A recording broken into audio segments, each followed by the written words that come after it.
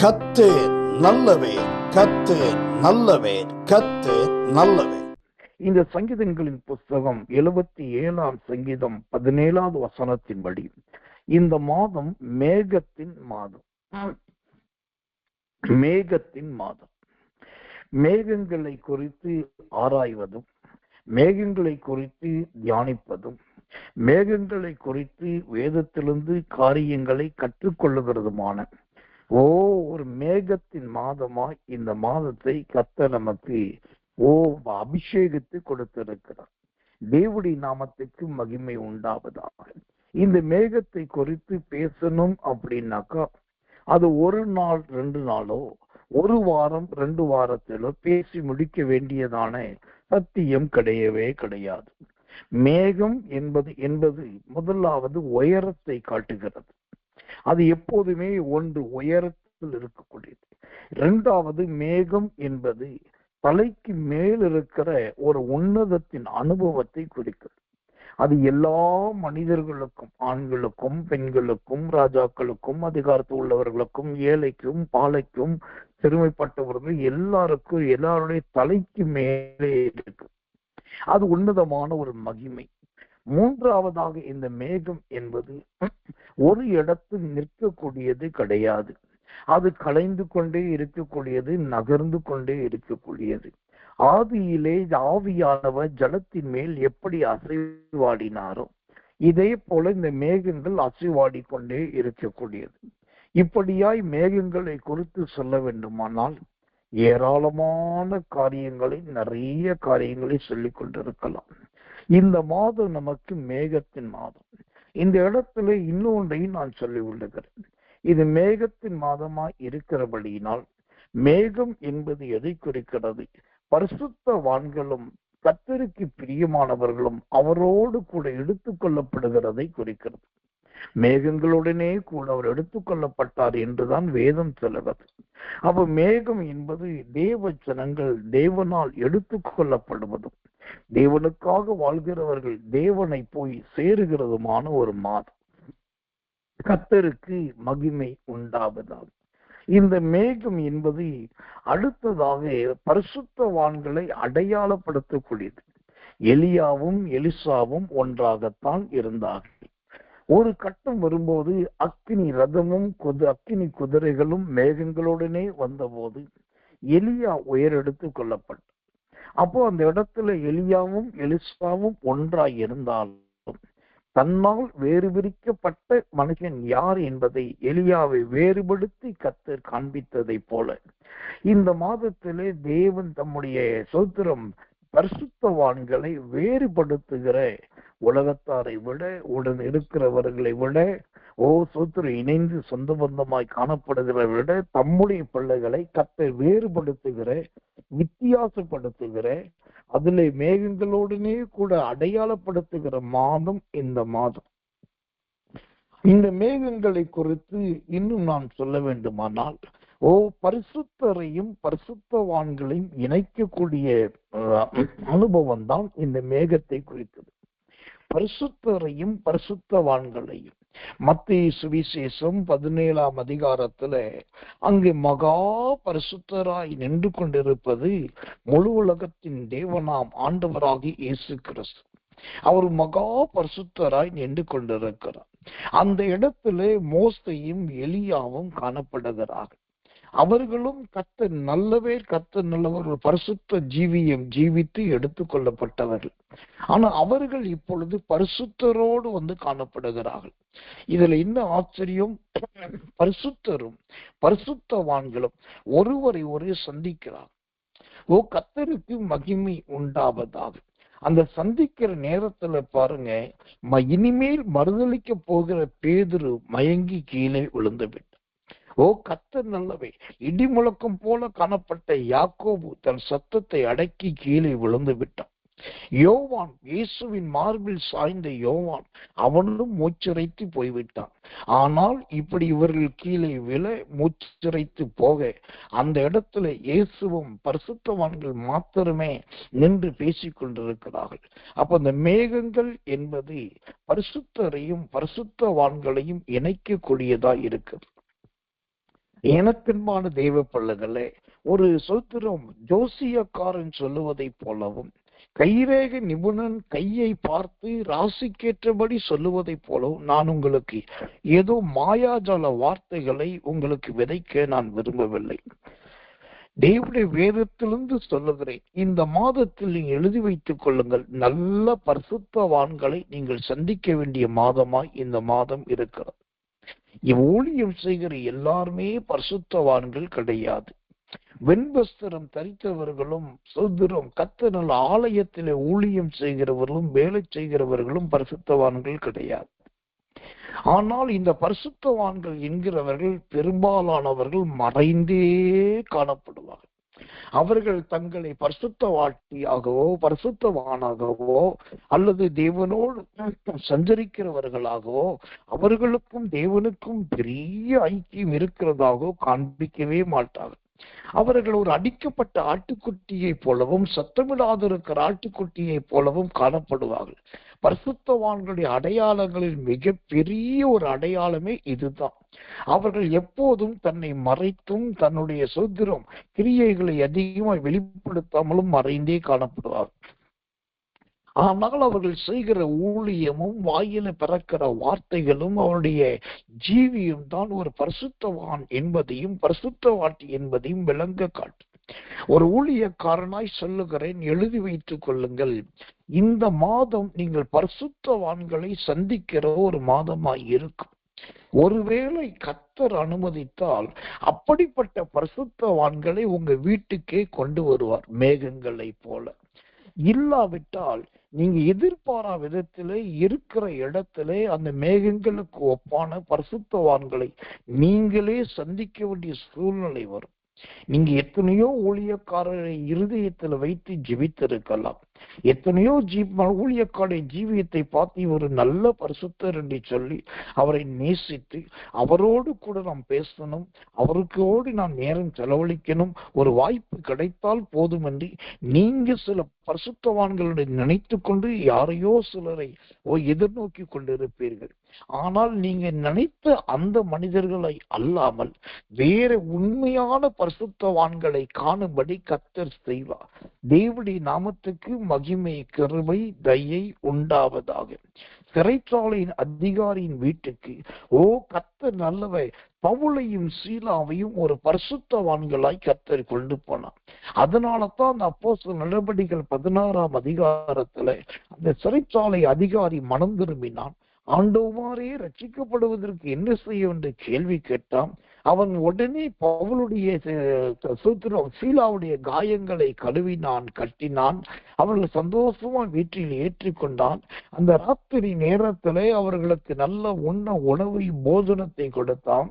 அதன் பின்பு பவுலும் சீலாவும் சொன்ன சுவிசேஷத்தை சிறைச்சாலை அதிகாரி அவன் குடும்பமும் கேட்டது. பொழுது விடுவதற்குள் அந்த குடும்பமே ரட்சிக்கப்பட்டது. அந்த குடும்பமே தேவனுடைய பிள்ளைகளாய் மாறினது. ஒரு பரிசுத்தவானை கர்த்தர் காண வைக்கும் போது அங்க நடக்கிற காரியம் என்ன? சோத்திரம், முந்தினவைகள் ஒளிந்து போகும், எல்லாம் புதிதாகும். முந்தினவைகள் ஒளிந்து போகும், எல்லாம் புதிதாகும். இதே சிறைச்சாலையின் அதிகாரி எத்தனையோ பேருடைய கைகளிலே விலங்குகளை மாட்டினான், எத்தனையோ பேருடைய கால்களிலே சங்கிலிகளை போட்டு கட்டி வைத்தான்.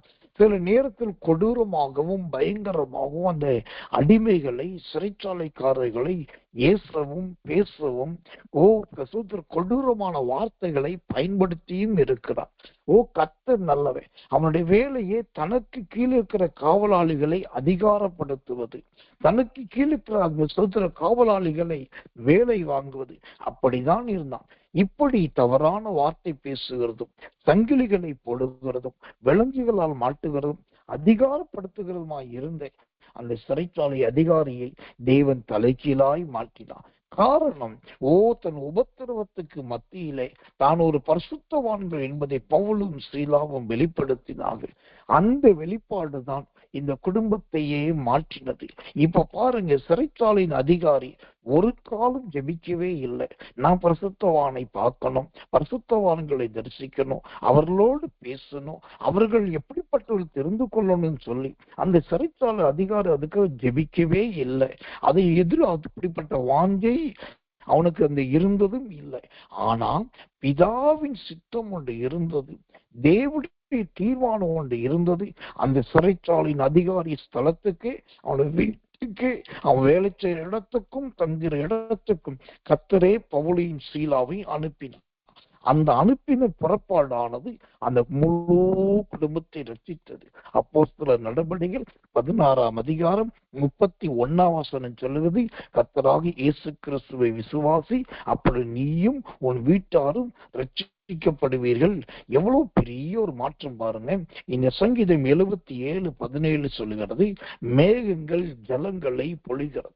மேகங்கள் ஜலங்களை பொழிகிறது. அந்த மேகங்கள், இங்கு மேகம் என்று சொல்லப்படவில்லை, மேகங்கள்.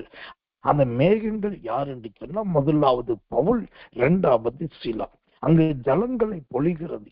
ஜலங்கள் பொழிகிற ஜலம் எது? ரட்சிப்பின் என்கிறதான ஒரு ஜலம்.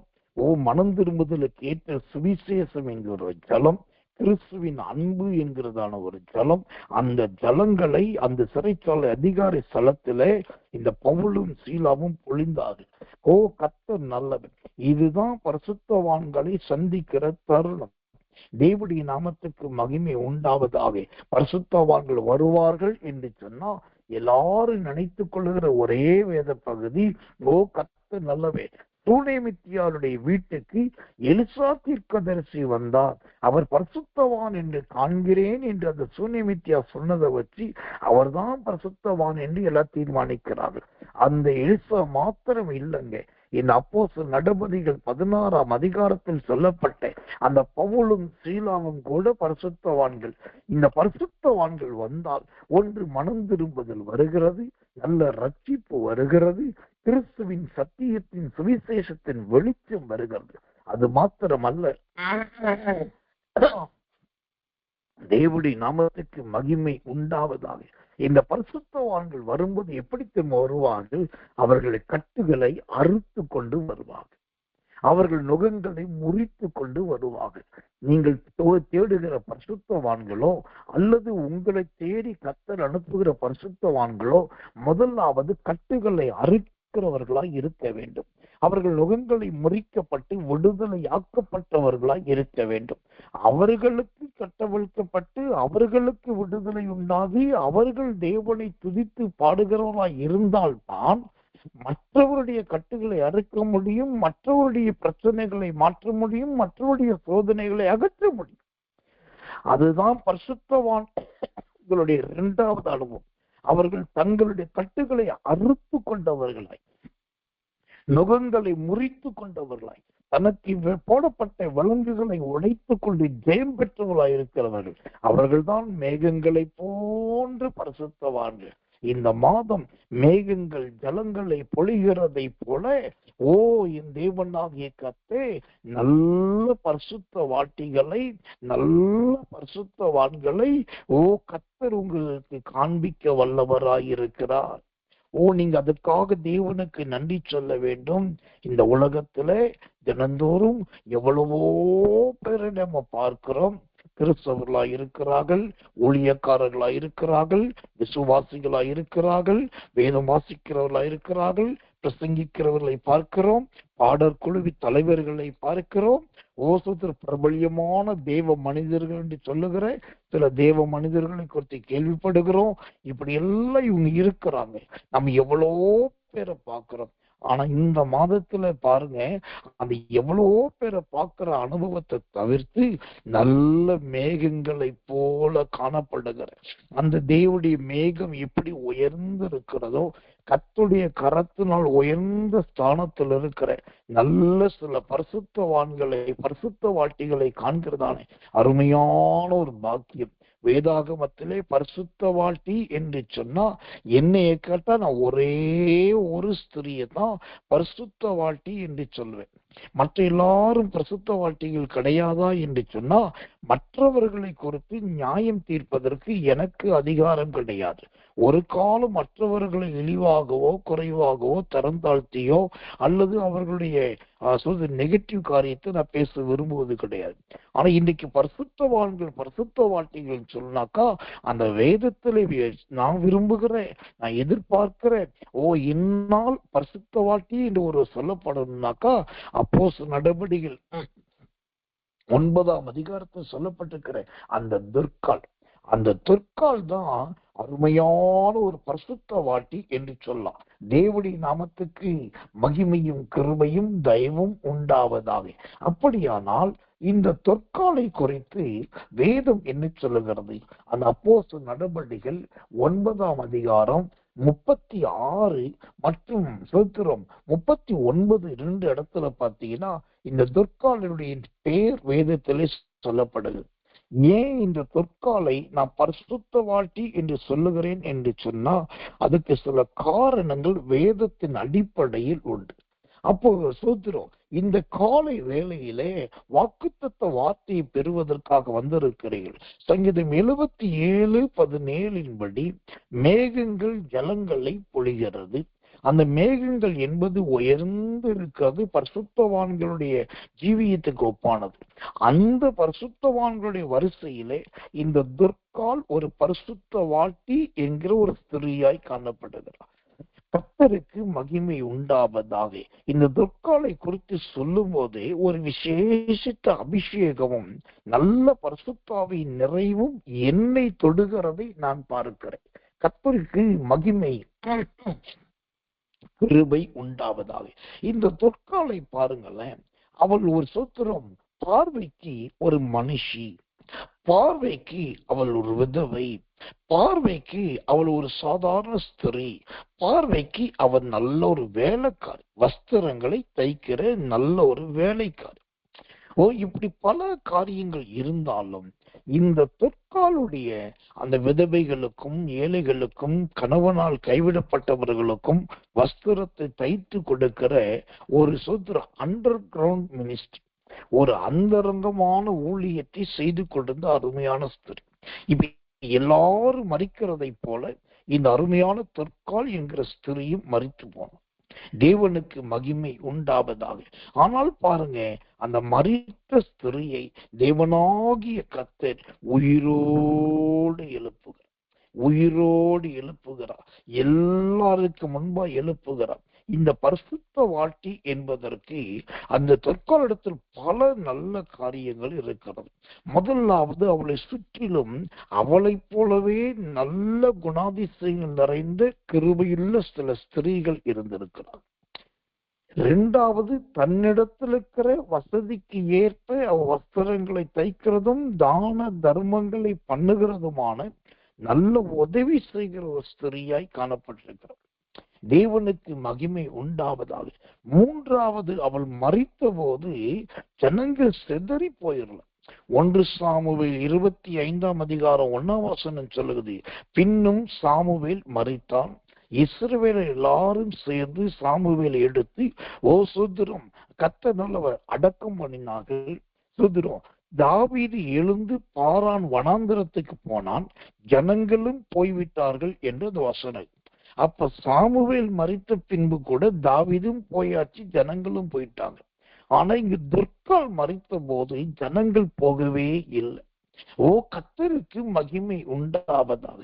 அவள் பக்கத்திலே நிற்கிறார்கள், அவளோடு நிற்கிறார்கள், அவளை பார்த்து கொண்டே இருக்கிறார்கள்.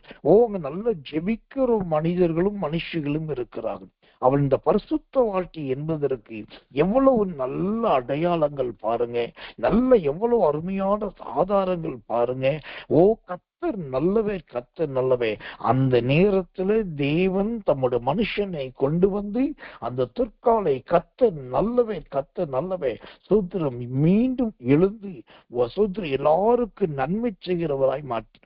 இப்ப இந்த பரிசுத்த வாழ்க்கை என்பதற்கு அடுத்த அடையாளம் என்னன்னாக்கா, அவள் சூத்திரம் மரித்தும் பேசுகிறவளாய் காணப்பட்ட, மரித்தும் பேசுகிற. ஆபேல் மரித்தான், ஆனா வேதம் சொல்லுது ஆபேல் மரித்தும் பேசுகிறான் என்று. எப்படி ஆபேலின் ரத்தம் பேசினதோ, மரித்த ஆபேல் பேசினான் என்று வேதம் சொல்லுகிறதோ, இப்ப இந்த தொற்கால் மரித்தும் பேசுகிறவளாய் இருந்தாள். அவளுடைய நற்கிரியைகள் அவளை குறித்து பேசினது. அவளுடைய ஆவிக்குரிய ஜீவியங்கள் அவளை குறித்து பேசினது. ஐயோ, இந்த அக்கா இன்னும் இருந்தா, இந்த அம்மா இன்னும் இருந்தா, இவங்க இன்னும் கொஞ்ச நாள் உயிரோடு இருந்தா எவ்வளவு நல்லா இருக்கும்னு சொல்லி எல்லாருமே பேசுகிறார்கள். இதெல்லாம் பார்த்த கர்த்தர் தான் தம்முடைய தேவ மனுஷனாகிய பேதுருவை அனுப்பி ஜெபித்து அந்த சகோதரியை உயிரோடு எழுப்பினார். கர்த்தர் நல்லவர், கர்த்தர் நல்லவர். இந்த மாதத்துல இப்படிப்பட்ட சாட்சியுள்ள நல்ல பரிசுத்த வாழ்க்கைகளை கர்த்தர் உங்களுக்கு கொடுப்பாராக. இந்த மாதத்திலே இப்படிப்பட்ட நற்சாட்சியுள்ள பரிசுத்த வாழ்க்கை வாழுகிற ஸ்திரீகளோடு கூடிய நல்ல ஜீவியத்தை உங்களுக்கு கர்த்தர் கொடுப்பாராக. கர்த்தர் நல்லவர், கர்த்தர் நல்லவர். காண்கிற எல்லாரும் பரிசுத்த வாழ்க்கைகள் கிடையாது. சோதரம் லூக்கா சுவிசேஷம் 1ஆம் அதிகாரத்தில் எலிசபெத்தை குறித்து எழுதியிருக்கிறது. மத்தேயு சுவிசேஷம் 1, 2, 3ஆம் அதிகாரங்களில மரியாளை குறித்து எழுதியிருக்கிறது. யாத்திரையாகம புஸ்தகம் 15ஆம் அதிகாரத்துல மிரியாமை குறித்து எழுதியிருக்கிறது. ஸ்திரீகளுக்காகவே வேதத்தின் சில பகுதிகளும் வேதத்தில் ஒதுக்கப்பட்டிருக்கிறது. இப்படி எல்லாருமே நிறைய ஸ்திரீகள் வேதத்தில் இருக்கிறார்கள். கிளையப்பா மரியாள் இருக்கிறாள், கன்னி மரியாள் இருக்கிறாள், மகதலேனா மரியாள் இருக்கிறாள். இவர்கள் எல்லாமே ஸ்திரீகள் தான். ஆனா இவர்கள் எல்லாரை குறித்தும் பரிசுத்த வாழ்க்கைகள் என்று வேதம் அங்கீகரிக்கல, பரிசுத்த வாழ்க்கைகள் என்று சொல்லல. ஆனாலும் அவர்களை குறைவாகவும் சொல்லல. ஆனா நான் அவர்களை பரிசுத்த வாழ்க்கைகள் என்று சொல்லுவதற்கு விரும்பல. ஆனா இந்த இடத்துல இந்த தொற்காலின் அனுபவமானது அவள் தான் ஒரு பரிசுத்த வாழ்க்கை என்பதை அலங்காரப்படுத்துகிறது. அவளுடைய ஜீவியம் அந்த பரிசுத்த வாழ்க்கை என்பதை நிரூபித்து காண்பிக்கிறது. மரித்தும் பேசினார், அவளுடைய கிரியைகள் பேசினது.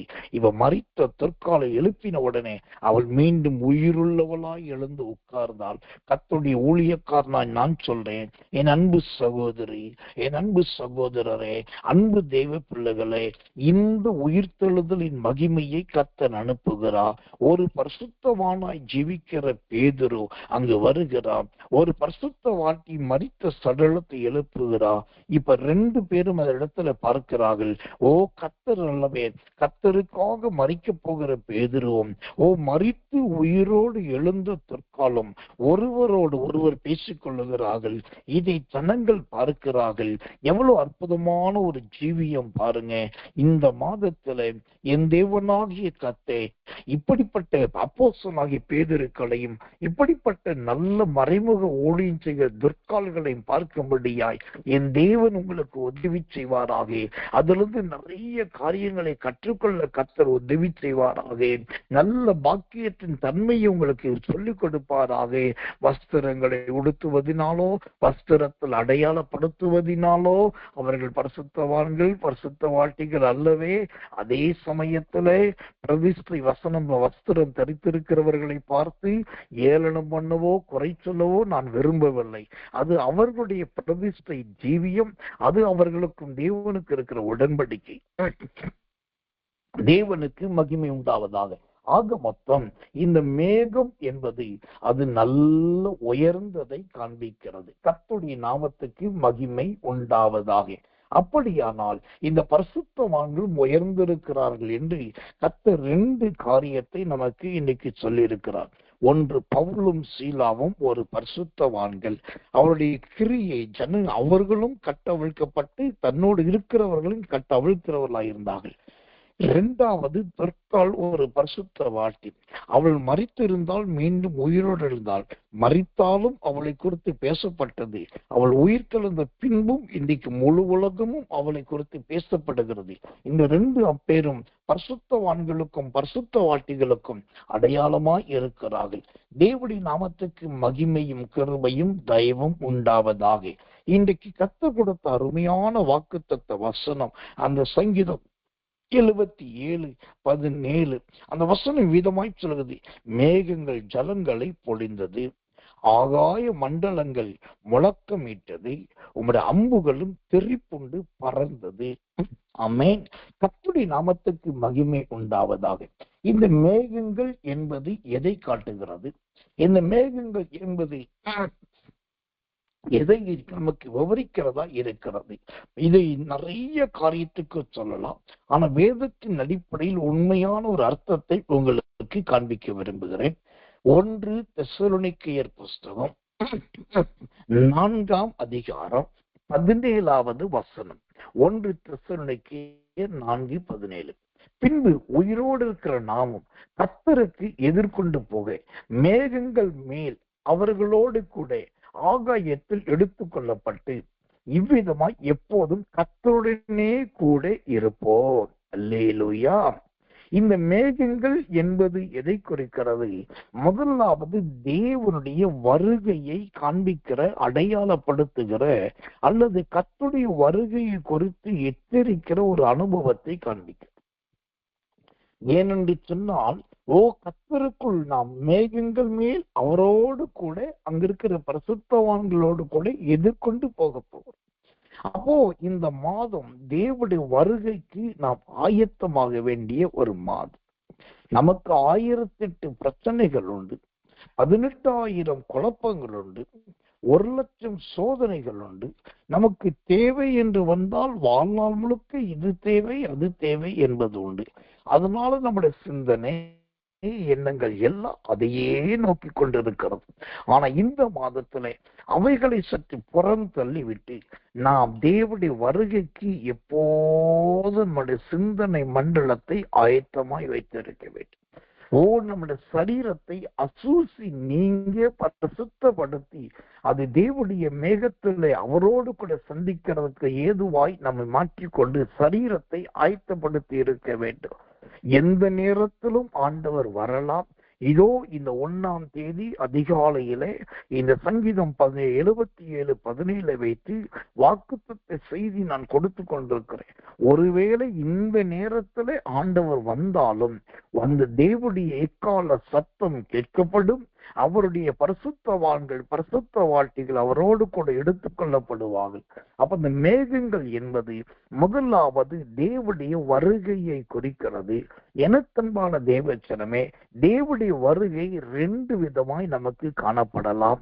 ஒன்று, அவர் தூதர்களுடனே கூட மேகங்களுடனே கூட வருவதை காணப்படலாம்.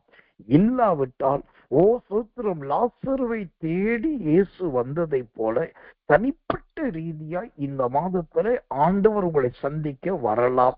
ஆக மொத்தம் அது தேவனுடைய வருகையாய் இருக்கிறது.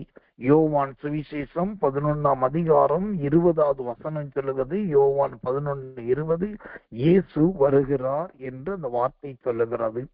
எதற்காக வருகிறார்? மரித்த லாசருவை எழுப்பதற்காக. எதற்காக வருகிறார்? உடைத்து போன மார்த்தாள் மரியாளுடைய துக்கத்தை சந்தோஷமாய் மாற்றுவதற்காக. எதற்காக இயேசு வருகிறார்?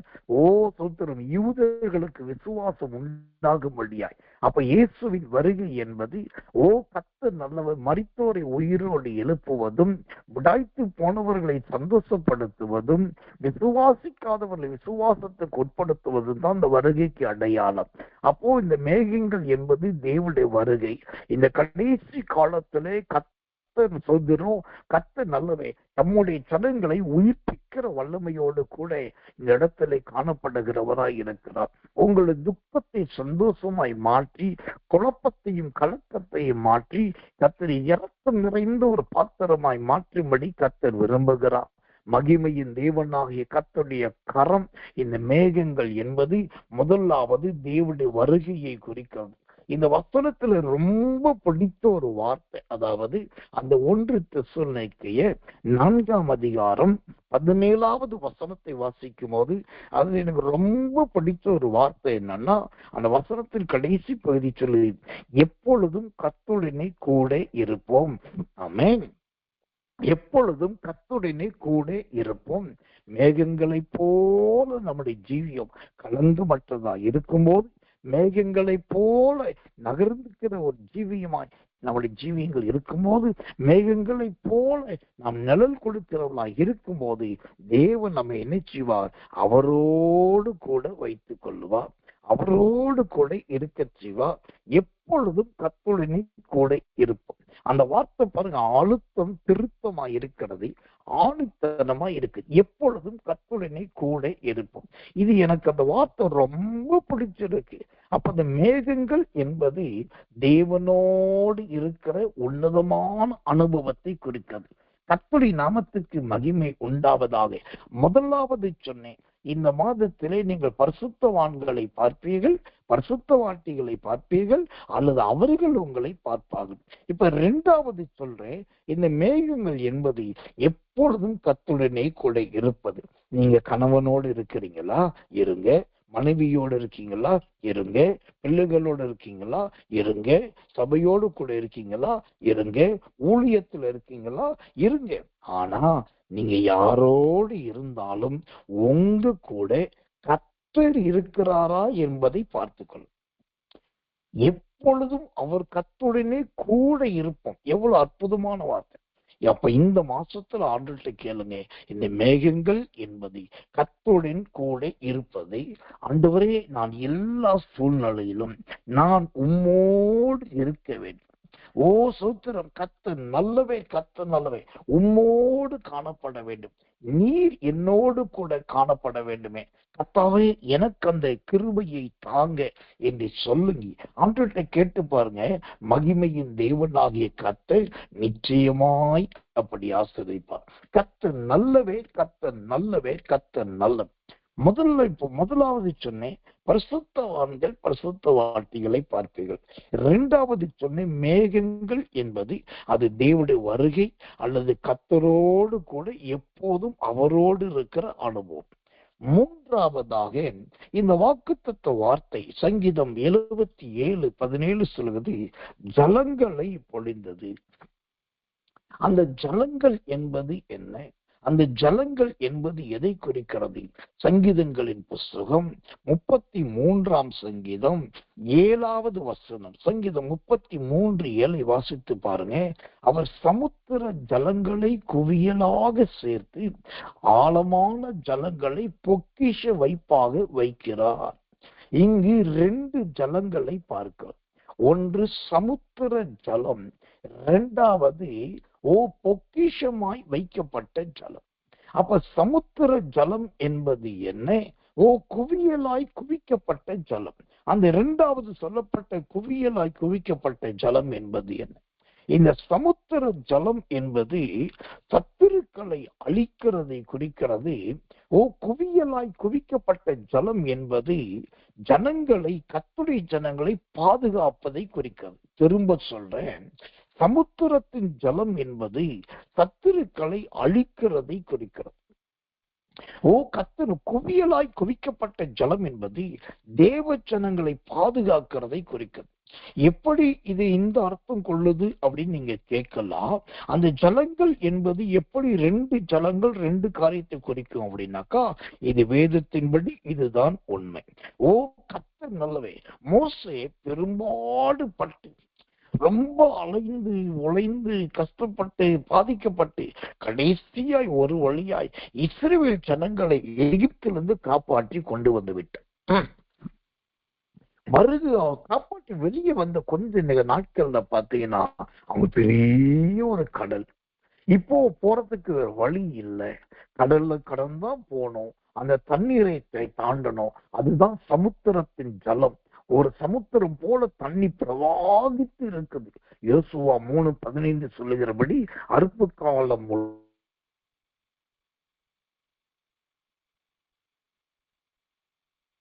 முழுவதும் யோர்தான் கரை புரண்டு ஓடும் போல இவ மோசைக்கு ஜனங்களுக்கு முன்பாக அப்படி ஜலம் திரளாய் இருக்குது. அப்பதான் கர்த்தர் இறங்கினார், அப்பதான் கர்த்தர் கிரியை செய்தார். மோசையை கொண்டு பேசி அந்த ஜலத்தை 2ஆய் பிரித்தார். பிரித்த போது என்ன நடந்தது? ஓ கர்த்தர் நல்லவர், கர்த்தர் நல்லவர். பின்னாக வந்த பார்வோனும் அவன் சேனையும் அந்த சமுத்திரத்தின் ஜலத்திலே சிக்கினார்கள், மாண்டார்கள். வேதம் சொல்கிறது ரதத்தின் சக்கரங்கள் உருண்டது, ரதத்தின் சக்கரங்கள் கலன்றது. அவர் ஈயத்தை போல அவர்களை மிதக்க வைத்தார். அவர் சமுத்திரத்தின் ஜலம் என்பது சத்துருக்களை மேற்கொள்வதையும் சத்துருக்களை அழிப்பதையும் குறிக்கிறது. எனக்கன்பானவர்களே, இந்த மாதத்திலே இந்த சங்கீதம் 77:17 படி இரண்டாவதாக கர்த்தரால் அனுப்பப்படுகிற ஒரு ஜலப்பிரவாகம் உங்களோடு இருக்கும். அந்த ஜலப்பிரவாகம் அந்த சத்துருக்களை சங்கரிக்கிறது நீங்கள் பார்க்கும்படி செய்யும்.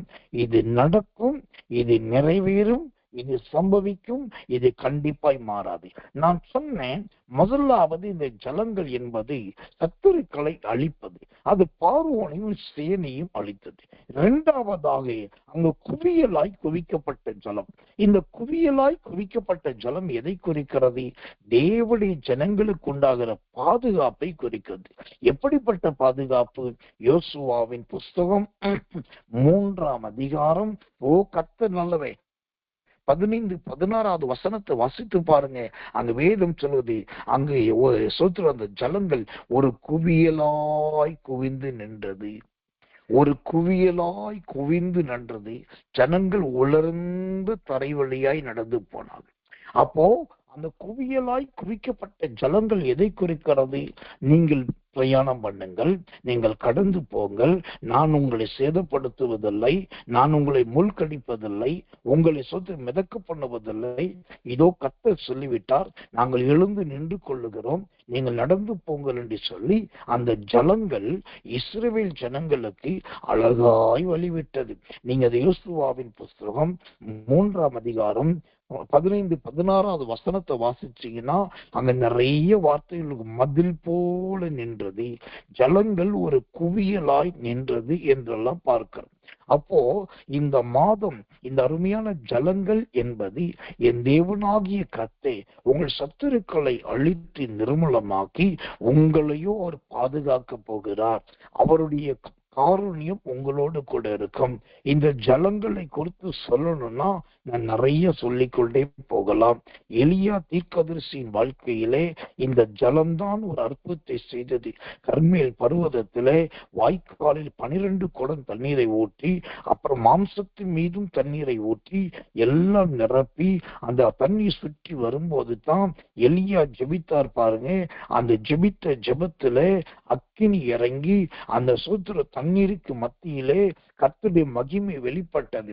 எனக்கன்பான தேவச்சனமே, ஓ கர்த்தர் நல்லவே, அது ஜலங்களை பொழிந்தது.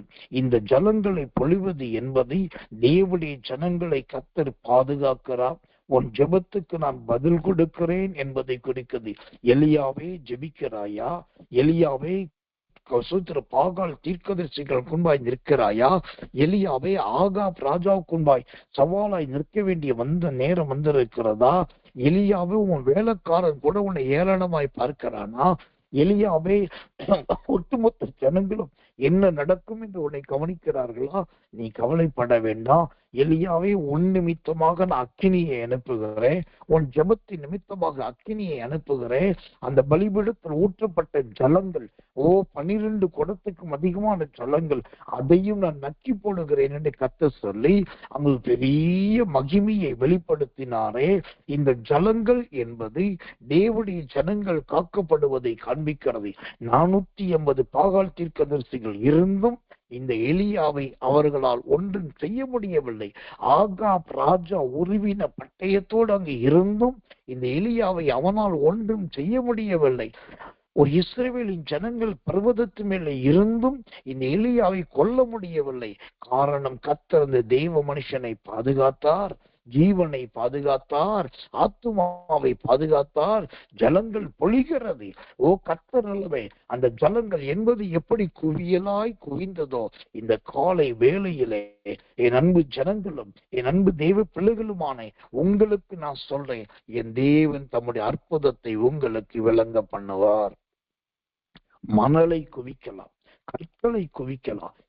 எலிசாவின் நாட்களை கற்களை குவித்து அதன் மேல தான் உடன்படிக்கை பண்ணினார்கள். மணலை குவிக்கலாம், கல் கனமும் மணல் பாரமும் என்று வேதம் சொல்லுகிறது. மற்ற பொருட்களை குவிக்கலாம், ஆனா தண்ணீரை ஒரு குவியலாய் குவிப்பதே கூடாத காரியம். அது தண்ணீரை சேமித்துதான் வைக்க முடியும், குவிக்க முடியாது.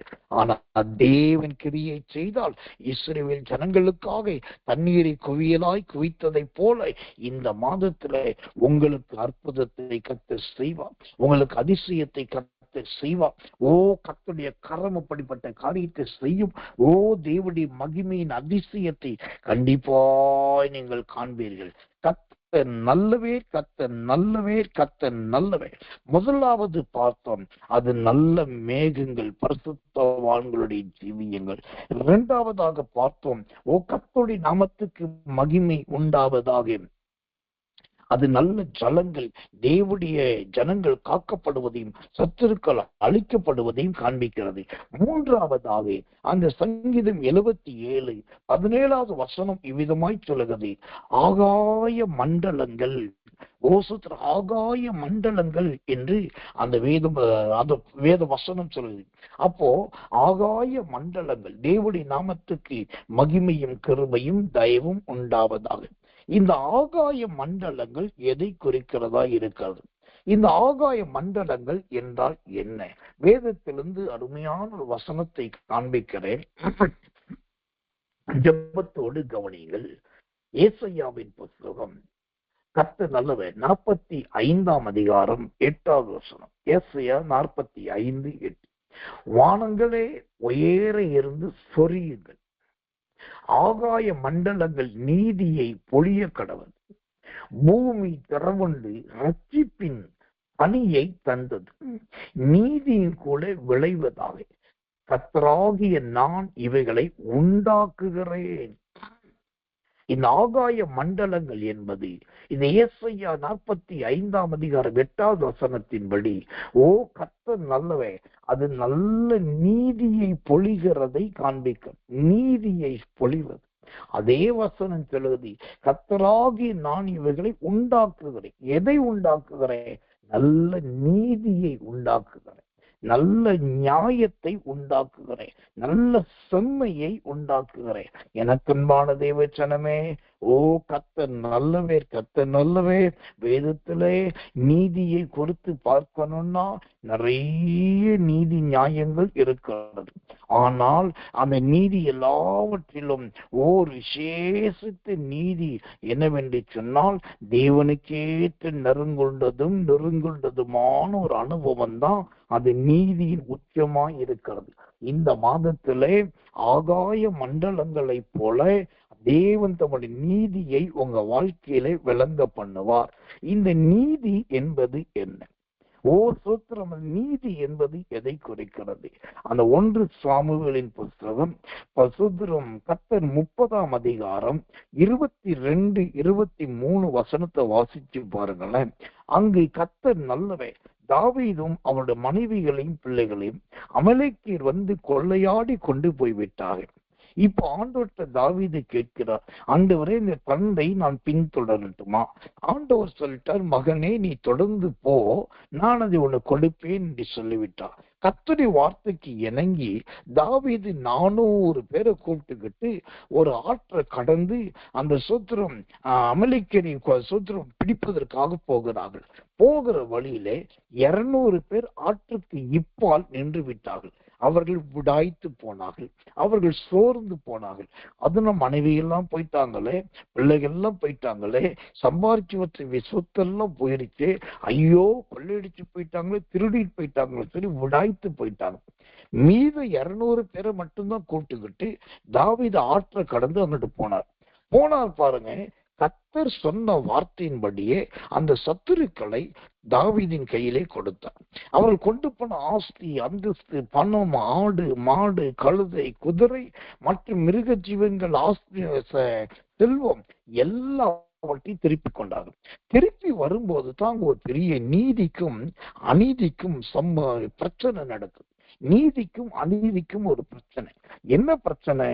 அப்ப தாவீதோடு இருக்கிறவர்கள் சொல்லுகிறார்கள், நாங்க 200 பேர் ஆற்றை கடந்து வந்து உங்க கூட இருந்து யுத்தம் பண்ணணும், அதனால இன்னைக்கு நம்ம கிடைச்ச கொள்ளையில, நம்ம கிடைச்ச பொருட்களில ஆற்றுக்கு அப்பால் இருக்கிற 200 பேருக்கு ஒன்னும் கொடுக்க கூடாது. அவர்கள் பேலியாளின் மக்கள். சோத்திரம், கர்த்தர் நல்லவே. அது மாத்திரமல்ல, அவர்கள் பொல்லாதவர்கள் அப்படின்னு சொல்றாங்க. அவங்களுக்கு விடாய்த்து போனவர்கள் சொல்லப்பட்ட பெயர், ஒன்று பேலியாளின் மக்கள், 2வது பொல்லாதவர்கள். ஆனா பாருங்க, தாவீது அந்த இடத்துலதான் அப்படியே ஆகாய மண்டலத்தில் இருக்கிற நீதியை போல தம்முடைய நியாயத்தை பொழுகிறார். அவர் சொல்லுகிறார், நீங்க சொல்லுகிற நியாயத்தை யார் ஏற்றுக்கொள்வார்கள்? ஓ, எப்படி ஆற்றுக்கு இந்த பக்கம் வந்தவர்கள் கொடுக்கிறனோ அதே போல அந்த பக்கம் இருக்கிறவர்கள் கொடுக்கணும். அவங்களால வர முடியல, அவங்க விடாய்ச்சி போயிட்டாங்க. ஆனாலும் கைவிடக்கூடாது, பங்கு 2ஆ பிரிச்சு சரி சமமா கொடுக்கணும்டான். பாருங்க, தாவீதின் ஜீவியத்துல அந்த நீதி எப்படியாய் விளங்கினது. அந்த சொத்துர கர்த்தர் நல்லவே, கர்த்தர் நல்லவே. அந்த அக்கிரமக்காரர்களா இருக்கிறவர்களுக்கும் பொல்லாதவர்களுக்கும் கூட அவன் தான தர்மத்தை, நீதியை செய்தான். அப்படியானால் இந்த மாதத்துல இந்த சங்கீதம் 77:17 வசனத்தின்படி ஆகாய மண்டலம் போல கர்த்தருடைய நீதி உங்களில் விளங்கும், கர்த்தருடைய மகிமை உங்களில் விளங்கும். ஓ, நியாயமானதை பேசு, நீதியை செய்ய கர்த்தர் உங்களுக்கு உதவி செய்வாராக. கர்த்தர் நல்லவே, கர்த்தர் நல்லவே, கர்த்தர் நல்லவே. முதலாவது மேகங்கள், அது பரிசுத்தவான்களுடைய அனுபவங்களை காண்பிக்கிறது. 2வது ஜலங்கள். ஓ, அது தேவனுடைய ஜனங்கள் பாதுகாக்கப்படுவதும் சத்துருக்கள் அழிக்கப்படுவதையும் குறிக்கிறது. 3வதாக ஆகாய மண்டலங்கள், அது நீதியை காண்பிக்கிறதா இருக்கிறது. 4வதாக கடைசியாக ஓ கர்த்தர் நல்லவே, கர்த்தர் நல்லவே. அந்த சங்கீதம் 77 சங்கீதம் 17வது வசனம் சொல்லுது, உம்முடைய அம்புகளும், உம்முடைய அம்புகளும். வேதத்திலே பலவிதமான அம்புகளை குறித்து இருக்கிறது. கர்த்தருடைய நாமத்துக்கு மகிமை உண்டாவதாக. அதிலே உம்முடைய அம்பு என்று சொல்லி இங்கு வேதம் சொல்லுது. அப்படியானால் அம்புலேயே உம்முடைய அம்பு என்னால் என்ன? இந்த அம்புகள் எதை குறிக்கிறதா இருக்கிறது? அதை குறித்த ஒரு கிருபையுள்ள வசனத்தை வாசிக்கிறேன். ஓ கர்த்தர் நல்லவே, கர்த்தர் ஜெபத்தோடு கவனிங்க. அற்புதமான ஒரு வசனத்தை. கர்த்தருடைய நாமத்துக்கு மகிமை உண்டாவதாக. கர்த்தர் நல்லவே. சங்கீதங்களின் புஸ்தகம், ஓ கர்த்தர் நல்லவே, கர்த்தர் நல்லவே.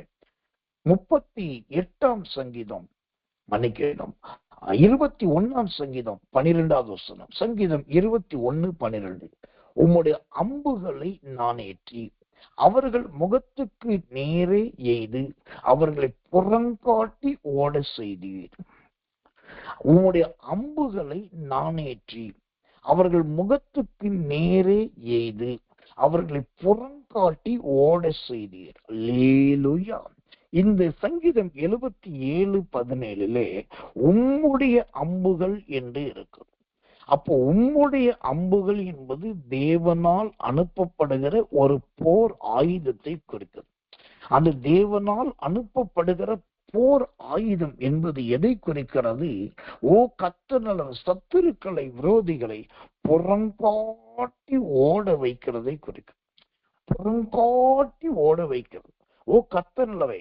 இந்த உம்முடைய அம்புகள் என்பதற்கு வேதம் இன்னொரு அருமையான அர்த்தத்தை குறிக்கிறது. அது என்ன அர்த்தம் பாருங்க. சங்கீதம் 45:5, 45 சங்கீதம் 5 உம்முடைய அம்புகள் கூர்மையானவைகள், அவைகள் ராஜாவுடைய சத்துருக்களின் இருதயத்துக்குள் பாயும். ஓ கர்த்தர் நல்லவே. உம்முடைய அம்புகள் கூர்மையானவைகள்.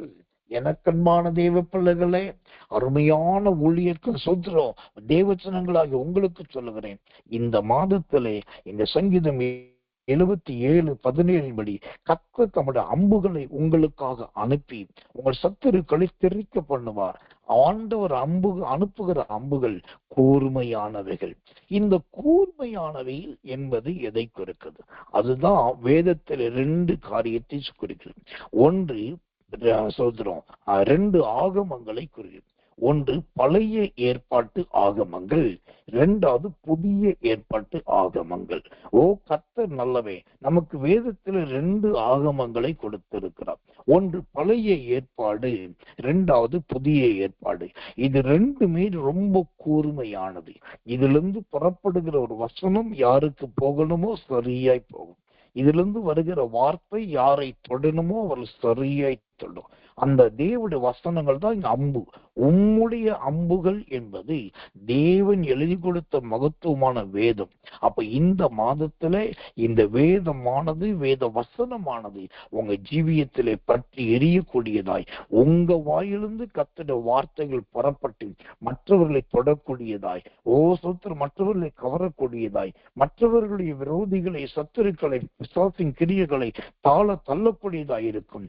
ஆனபடியினால் மகிமையின் தேவனாகிய கர்த்தருடைய கரம் இந்த அற்புதமான சங்கீதம் 77:17 படி அவருடைய அம்புகளை அனுப்பி உங்களுக்காக யுத்தத்தை நடப்பிப்பார். வேத ஏற்ற சமயத்துல வேத வசனங்களை கொடுப்பார். சமயத்துக்கேற்ற வார்த்தைகளை கொடுப்பார். அதுவே உங்களை ஆற்றும், அதுவே உங்களை தேற்றும், அதுவே உங்களை நடத்தும், அதுவே உங்களை பாதுகாக்கும். கர்த்தர் நல்லவே, கர்த்தர் நல்லவர். ஆனபடினால் இந்த சங்கீதம் 77:17 வசனத்தை ஒரு விஷயம் நான் வாசிக்கிறேன். வாசித்த பின்பு இந்த வசனங்களை வைத்து உங்களுக்காக நான் ஜெபிக்க வேண்டும் என்று விரும்புகிறேன். தேவனது வசனங்களை அப்படியே உங்களுக்கு நிறைவேற்றுவாராக. வாசிக்கிறேன், கவனியுங்கள். மேகங்கள் ஜலங்களை பொழிந்தது, ஆகாய மண்டலங்கள் முழக்கமிட்டது, உங்களுடைய அம்புகளும் தெரிப்புண்டு பறந்தது. ஆமென். இந்த அருமையான தேவ வார்த்தையின்படி இந்த மாதம் நமக்கு மேகத்தின் மாதம். விதவிதமான மேகங்களை குறித்து, வித்தியாசமான மேகங்களை குறித்து, இதுவரைக்கும் அறிந்திராத மேகங்களை குறித்த வெளிப்பாடுகளை ஒவ்வொரு நாளும் இரவுக்கு இரவு ஜெபத்திலே நாம் கேட்க போகிறோம். தேவன் நிறைய மேகங்களை குறித்த ரகசியங்களை, வெளிப்பாடுகளை, வேதாகம பொக்கிஷங்களை உங்களுக்கு வெளிப்படுத்த போகிறார். ஜெபத்தோடு இருங்க. அனுதினமும் கூட்டத்தில் கலந்து கொள்ளுங்க. அனுதினமும் வேத வாக்கியங்களை தெரிந்து கொள்ளுங்க. அந்த வேத வாக்கியங்கள் உங்க ஜீவியத்திலே மேகங்களை போல உங்களை உயர்த்தி வைப்பதாக. கர்த்தர் நல்லவே, கர்த்தர் நல்லவே.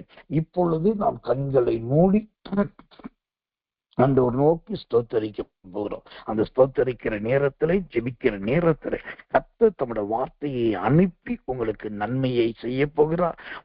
அவர் தம்முடைய வார்த்தையை அனுப்பி உங்களுக்கு கிருபையும் தயவும் செய்ய போகிறார். எல்லாரும் கண்களை மூடியாவில் நிரம்பி ஒப்பு கொடுத்து கர்த்தரை ஸ்தோத்திரம் பண்ணுவோம். இயேசுவின் ஸ்தோத்தரிப்போம். சொல்கிறோம், சொல்கிறோம், சொல்கிறோம், சொல்கிறோம், சொல்கிறோம், சொல்கிறோம், சொல்கிறோம், சொல்கிறோம், சொல்கிறோம், சொல்கிறோம், சொல்கிறோம், சொல்கிறோம் ஐயா. சதரிக்கிறோம், சதரிக்கிறோம், சதரிக்கிறோம், சதரிக்கிறோம். ஹல்லேலூயா, ஹல்லேலூயா, ஹல்லேலூயா. ரீபா லாகா டகதட கந்தன மந்தட பௌதட பக்கர பல பல பல பல பல பல பங்ககடகதரதா. மேகங்கள் ஜலங்களை பொழிந்தது, ஆகாய மண்டலங்கள் முழக்கமிட்டது, உம்முடைய அம்புகளும் திருப்புண்டு பறந்தது. ஆமாண்டவரே, ஐபாலமா தடத டகதட பலபல பலபல பலபல ககட பலபலதியா.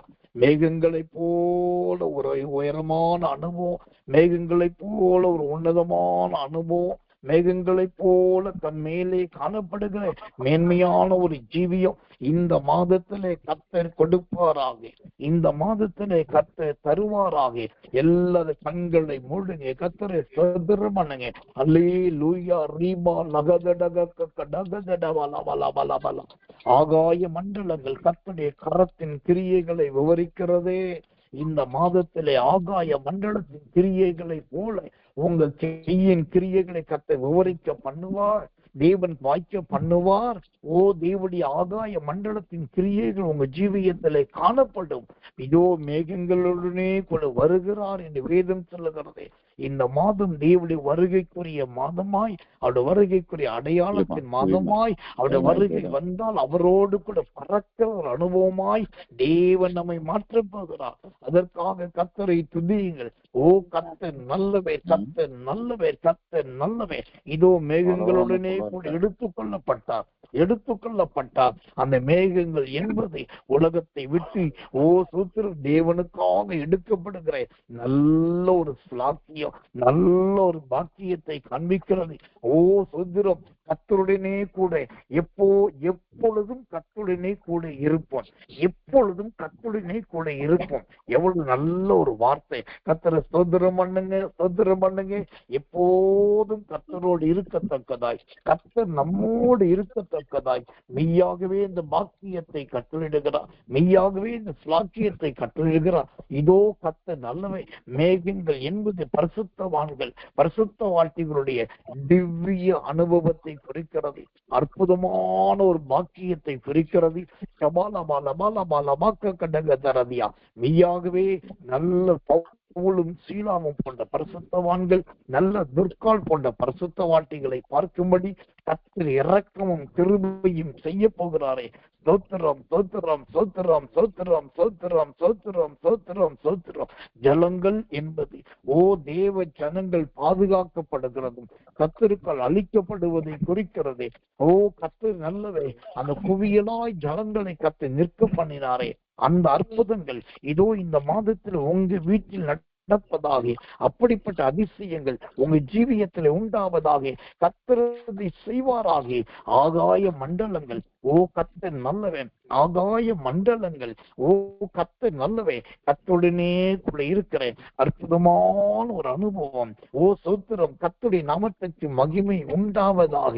அந்த ஆகாய மண்டலங்கள் எப்பொழுதும் கர்த்தருடனே கூட இருப்பது, வலது பக்கம் சாயாமல் இடது பக்கம் சாயாமல் மன விருப்பத்துக்கு போகாமல் கர்த்தரோடு ஜீவிக்கிற நல்ல பாக்கியம், மகிமையின் தேவன் அதை தந்தருளுவாராக. இப்பொழுதே கர்த்தர் கொடுப்பாராக.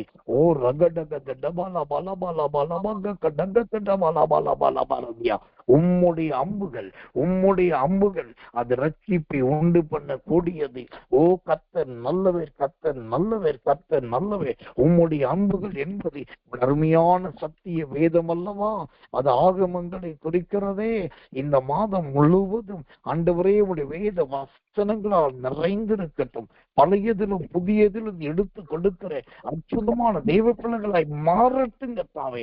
ஒவ்வொருத்தருடைய வீட்டிலும், ஒவ்வொருத்தருடைய ஜீவியத்திலும், ஒவ்வொருத்தருடைய வாழ்க்கையில், வேலையிலும் கர்த்தருடைய வேதம் நிறைந்திருக்கட்டும், வசனம் நிறைந்திருக்கட்டும். ஆண்டவரே, நீ ஜெபத்தை கேட்கிறதற்காக ஸ்தோத்திரம், பதில் கொடுக்கிறதற்காக ஸ்தோத்திரம். ஆண்டவரே, நன்றி பிதாவே, நன்றி பிதாவே, நன்றி பிதாவே, நன்றி பிதாவே. ஆமென். கர்த்தருக்கு மகிமை உண்டாவதாக. இன்றைக்கு இரவு நமக்கு 1ஆம் தேதி வாக்குத்தத்த கூட்டம் உண்டு. கர்த்தருடைய வார்த்தை வசனங்களோடு கூட உங்களுக்கு பகிர்ந்தளிக்கப்படும். ஜெபித்துக் கொள்ளுங்கள். கண்டிப்பா இரவுக்கு ஒரு ஜெபத்துக்கு வாங்க. நாளைக்கு காலை நமக்கு அதிகாலை போராட்ட ஜெபம் உண்டு.